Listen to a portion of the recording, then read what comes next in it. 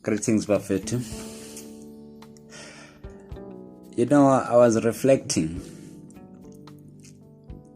I think I could have been very far with life. There are a lot of things that I could have done and accomplished by now if it wasn't for me fearing failure so much. The way we fear failing is so sad. It's so sad so much that we'll rather die and be buried with our talents and our gift. The thought of failing freaks us out so bad that we don't even have the courage to execute what we are capable of. There are a lot of great folks out there who could be celebrated across the world over that we do not know anything about, simply because the thought of failing to them is just too much to bear, that they would rather choose to sit in their couches and do nothing and be average, as good as they are, as much as they have potential, as much as they have bright ideas, they will never execute them simply because they fear failing so much. The fear of failure, to me, is one of the biggest thieves of greatness. It's very difficult to be a great person on this earth when you fear failing.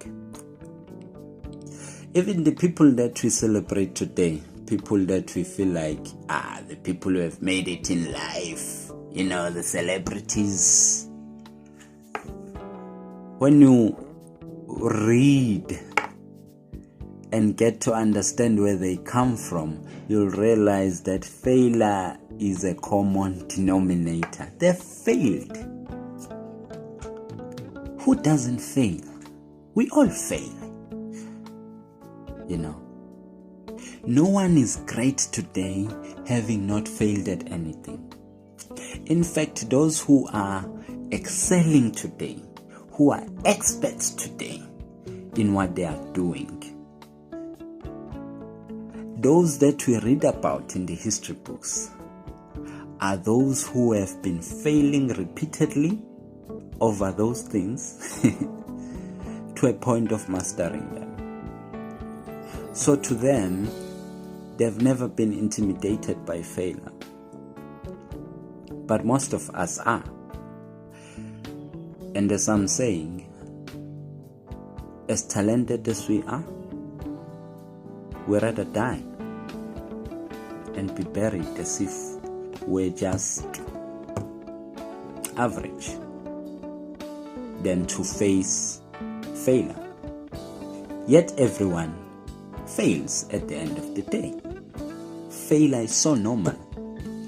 One of the books that I liked the most is by the late Dr. Miles Monroe, titled Understanding Your Potential.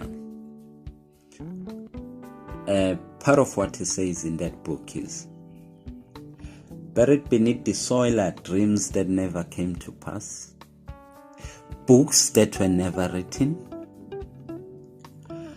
songs that were never sung, ideas that were never shared, visions that never became reality, purposes that were never fulfilled. He goes on to say, our graveyards are filled with potential that remained nothing else but potential. We die with so much potential. And I agree. I think the graveyards are the richest things on this planet. There's so much richness in the graveyards. Our great politicians are buried there. Our great musicians are buried there, but we never got to know about them. Why? Is it because they doubted their potential? Is it because they were lazy? I would argue that it could be one of those things. But one of the biggest factors that I've noticed that are limiting people from actually being great is the fear of failure. In my office, I keep one quote by Barack Obama. It is very inspiring, but it's not just inspiring, but it's very frank. I like no-nonsense stuff. It's not just about inspiring people, but it's actually being real with life. He argues, making your mark on the world is hard. Okay, if you want to be something great, it's not going to be easy. Okay? He goes on to say it takes patience, it takes commitment, and it comes with plenty of failure along the way. I like that line because that's the reality of life. We do fail at some point. He goes on to say, the real test is not whether you avoid this failure, because you won't. It's whether you let it harden or shame you into inaction, or whether you learn from it, whether you choose to persevere. People who are great understand that failure is very normal. Perhaps we need to get it into our system and into society that actually failing is very fashionable, it's very common, it's very natural. That's how people become great. You have to fail at some point. If you haven't failed, you will fail at some point. It has nothing to do with you having potential or not having potential. It's there. That's a given. Okay. Even people like Michael Jordan, who's arguably one of the greatest basketballers of our time. I use that quotation when I'm actually facilitating my workshop on self-esteem to students. He says, I've missed more than 9,000 shots in my career. Imagine that, coming from Michael Jordan. I've lost almost 300 games. 26 times I've been trusted to take the game-winning shot and missed. I've failed over and over again in my life, and that is why I'm successful. That's powerful right there. So, people who get things done, the talented folks who live to show their talents, the talented writers, the gifted writers who live to show their arts to the world, are people at some point who will be failing while executing. But failure doesn't become personal. It's a journey towards being great, Even thinking about possibly failing doesn't stop them from trying things out. They still come back tomorrow with doubled energy and they push harder. They learn from their mistakes because they are not shy to take on tasks, to try things out. Or they don't, because let's face it, for everything that you do and it doesn't go right, there's a lesson there. which means that if you come back tomorrow and you try again, having learned, and you have that lesson in the bag, and you still fail, you come back again and you correct the wrongs from the past. Eventually you get it right, and before you know it, you master it. Our very own the late Dr. Nelson Mandela,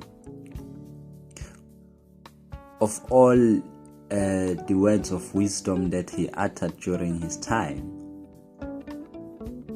what I loved the most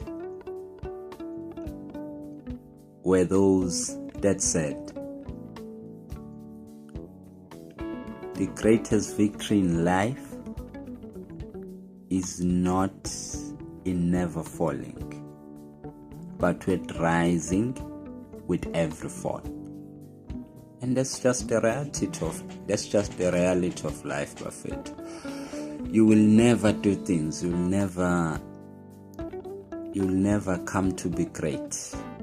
You have so much potential. There's so much in you. You are not useless. You are not average. The ideas you have are great and they are good, but you're not likely to be successful if failure is freaking you out so much. Make peace with it. Open room for failure. Accept that you'll fail at some point. It doesn't change the fact that you are great at what you do. Okay? So keep pushing. Because if you don't do that, you'll have a lot of plans and ideas in your head that one day will be having a big stone written RIP in your name, and we would never got to know what you were capable of, simply because failure is intimidating to you that much. So shortly, I'm saying to you, let's make failure fashionable. Why? Because failure is very common and failure is very natural. No one does not fail. Even the greatest people on earth, they fail. We fail at a lot of things. And let that thought of failing not be the biggest factor behind you actually dying average and actually not living your goals. We need to adopt an attitude whereby we deal with failure in a different way. That shit, hey, I flop, man, hey, I got this wrong. Go back to the drawing board. Okay, next time I need to correct this, and you come back again. I won't lie to you. To fail at something is not nice. It's not nice. When you fail at something, it really hits hard, you know. And it's normal. Okay. Lick your wounds, but do not stay there. Do not stay in the ground. Come back. Take the lesson. Try again. You will only be better. You'll only be perfect. You'll only be excellent at what you do if you are not intimidated by failure so much. And perhaps we should make failure an open discussion. You know, we have created a world whereby, an artificial world, things just go uphill, you know. I hear people who are, somebody might be doing matric and somebody's in high school and they think of starting college or university, they always they always have a very unrealistic impression of life. So would hear somebody say, so I'm in my final year of school, I'm starting my degree, it's gonna take me 3 years. After 3 years, I'm graduating. After graduating, I'll be working. In 2 years, I would have been owning a house, buy a car. It's the way we've created, the way we perceive life is so unrealistic. Yes, it's possible that things can just be smooth like that. It could be. I've seen students who excel throughout school, from the very first grade. They've never experienced failure. They come to university, they've never experienced failure, nothing. But it doesn't mean that failure will never hit them. Maybe they start failing as employees in the workplace. Maybe they'll start failing as parents. Maybe they start... You'll fail at some point. And as society, we need to create that kind of engagements, especially with the young ones, that yes, work very hard, always aim for the skies, but when failure comes, understand that it's nothing personal. It's just normal. And it has nothing to do with you being inferior or being incapable. It's just one of the ingredients of success. And if you are to be great at anything, you need to fail at it at some point. And that's just the reality of life, because we do fail, Some of us fail in relationships. Some of us, you fail somewhere you're gonna fail.